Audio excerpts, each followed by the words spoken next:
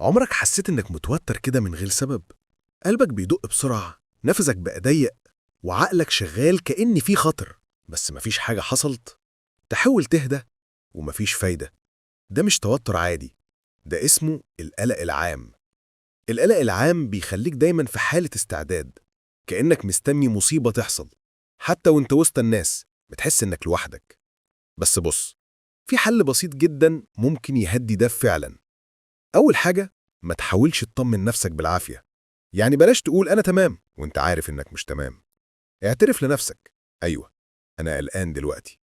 صدقني، أول ما تقول كده القلق بيبدأ يضعف بدل ما يزيد، لأنك بطلت تقاومه. تاني حاجة، وجه طاقتك بدل ما تسيبها تاكلك. اعمل أي حاجة بسيطة في اللحظة دي. غير مكانك، امشي خطوتين، اغسل إيدك، أو حتى كلم حد ترتاح له في أي كلام فاضي.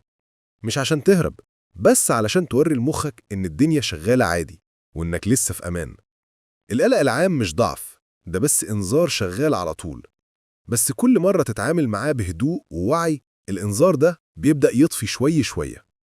لو الكلام ده لمس جزء فيك، اعمل لايك عشان يوصل لناس زيك محتاجين يسمعوه، وشير عشان تساعد غيرك يهدى شوية زيك بالظبط.